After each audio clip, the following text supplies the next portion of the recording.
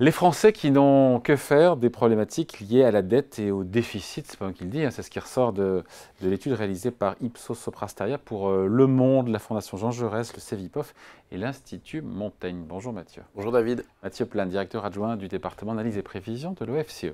On y apprend que, tenez-vous bien, seuls 8% des Français sont préoccupés à titre personnel, peut-être que c'est important à titre personnel, par la question de l'endettement de l'État. Est-ce que ce désintérêt généralisé vous surprend ou pas? Après, on va chercher à en comprendre les ressorts. Oui. Non, honnêtement, pas plus que ça.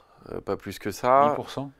Non, c'est très faible. Mais après, il faut voir comment le sondage est fait. Hein. Je crois que c'était que chaque personne sondée devait mettre leurs priorités, les 2 points prioritaires en fait dans les éléments qui les concernaient ou pas. On va dire que dans la thématique du moment, évidemment, la dette est un problème, mais si vous le devez classer, et la question de la priorité ou hiérarchiser les choses, effectivement, il n'est pas très étonnant que la dette publique, on ne parle pas de la question financière de chacun, hein, et pas de la dette privée, mais des dettes publiques, ne soit pas réellement une préoccupation pour les Français, qui est d'abord une préoccupation un peu générale, un peu globale, un peu complexe. Les préoccupations, c'est le pouvoir d'achat. Et les préoccupations, elles sont beaucoup plus du quotidien, terre à terre, qui pas tous, les Français. Le climat aussi. Et après, la question climatique, mais la question climatique, elle renvoie à quelque chose d'assez concret quand même, qui est, on observe cet phénomène de réchauffement climatique, on observe des événements exceptionnels, les dérèglements climatiques, on a vu la sécheresse, les incendies.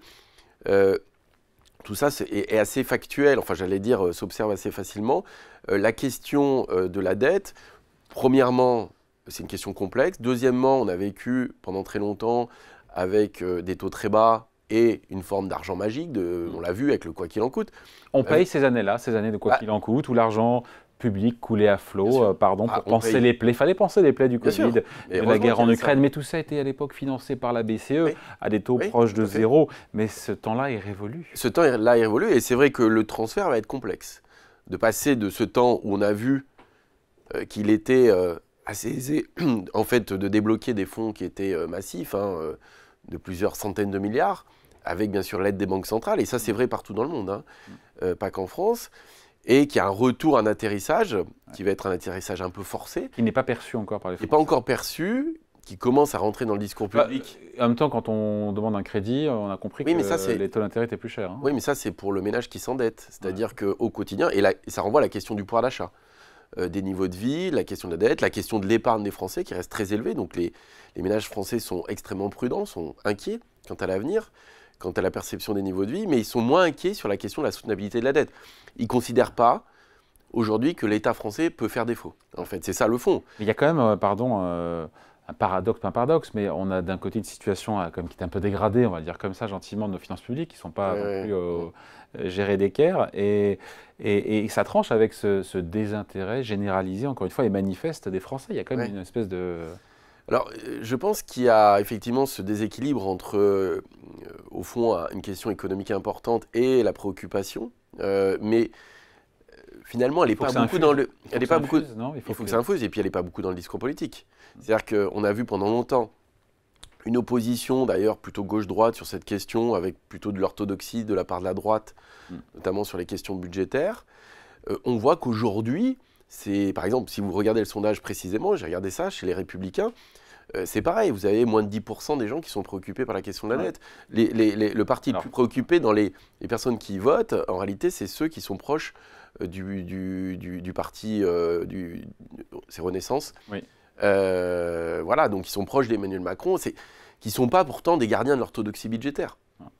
Et donc c'est vrai que désormais, d'ailleurs c'est ce qui va être une difficulté, c'est que on a vu un peu une surenchère dans les programmes politiques ces derniers temps, sur des promesses. Effectivement, la question budgétaire avec des taux bas se posait assez peu.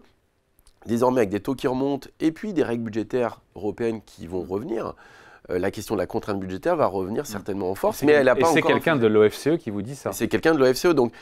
non, mais pas hostile par principe. Voilà, je ne suis pas hostile. Après, je pense que il ne faut pas en faire un totem non plus, c'est-à-dire que la question climatique est aussi importante, la question du pouvoir d'achat est aussi importante. C'est des préoccupations qui sont globales et qu'il faut gérer, donc il y a des arbitrages à faire.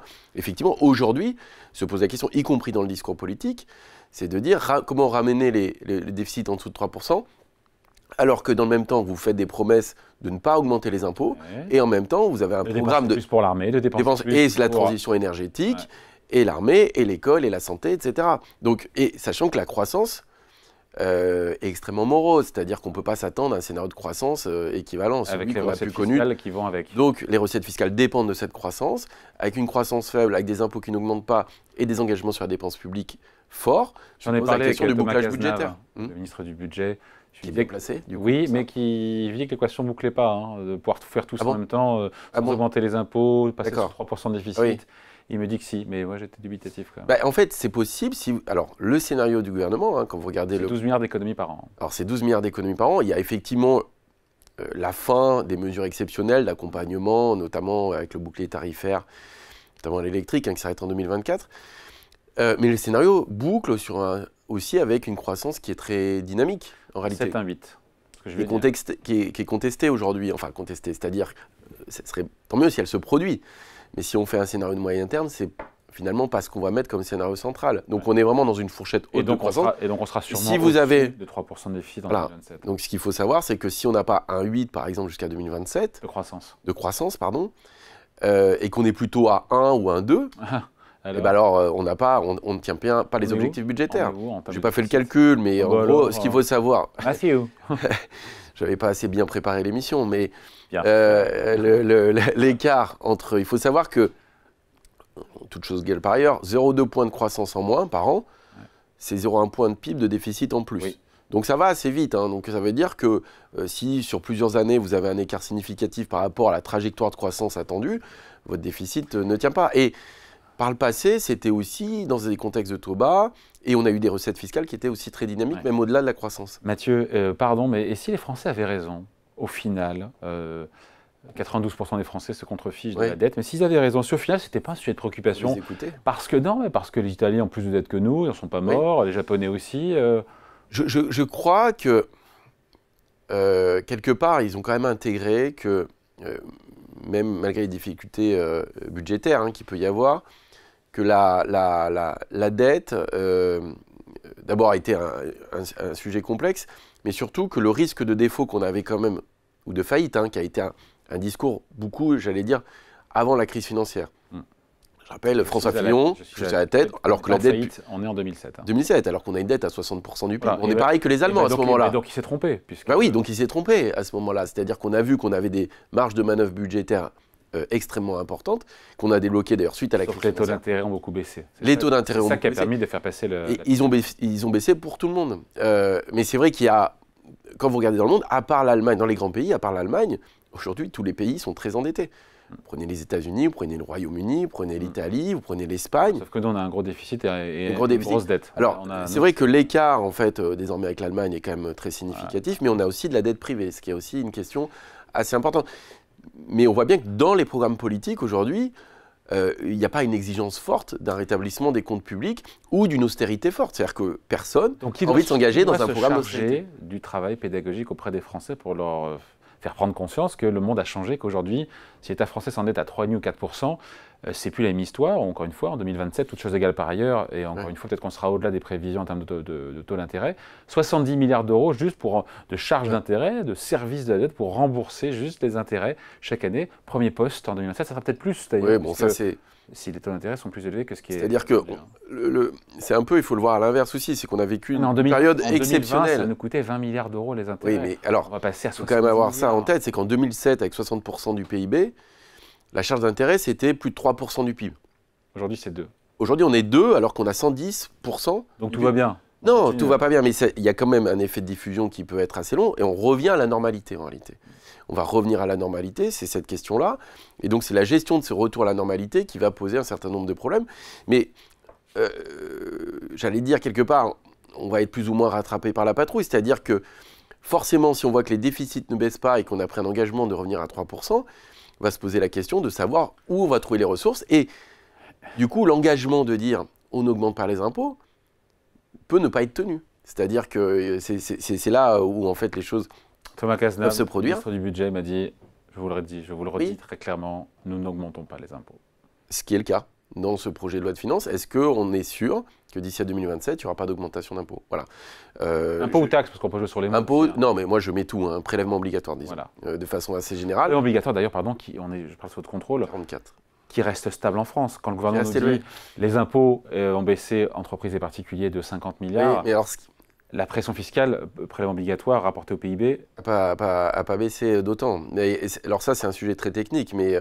Et c'est ce qui explique que les Français se disent que... Alors en fait, les deux ont raison. C'est-à-dire qu'il y a eu des engagements forts du côté des pouvoirs publics pour baisser les impôts. On le voit avec la suppression de la taxe d'habitation, la réforme de l'IR. Elle a bien été supprimée. Elle était supprimée intégralement. La baisse de l'impôt sur les sociétés, les baisses d'impôts sur la production. Et les 50 milliards, du coup, ils sont. Mais sauf que, après, quand on regarde ce qu'on appelle export, le rendement fiscal, parce que les assiettes fiscales ont été dynamiques, et notamment avec le retour de l'inflation, les profits des entreprises, en fait, ce qu'on voit, c'est que les taux de prélèvement, dans leur globalité, n'ont pas baissé. Donc, en fait, la pression fiscale... Baisser la pression fiscale, ça fait augmenter les recettes fiscales. Alors, dans certains cas, en plus, dans une période de reprise post-Covid, on le voit. Alors, sur l'IS, par exemple, sur les distributions de dividendes, l'impôt sur les sociétés n'a jamais été aussi élevé. L'impôt sur le revenu n'a jamais été aussi élevé, alors qu'on a supprimé la première tranche. Ouais. Donc, c'est très compliqué, cette affaire. Et c'est vrai qu'au fond, si on regarde le taux de prélèvement, lui, pour le coup, n'a pas baissé, pas de 50 milliards. Voilà. Bon, en tout cas, 8% des Français sont préoccupés par l'envolée de la dette de l'État. Vous en faites partie? Jusqu'ici, tout va bien, à votre avis? Je ne sais pas. Allez, merci beaucoup. Explication signée Mathieu Plane, directeur adjoint du département d'analyse et prévision de l'OFCE. Salut.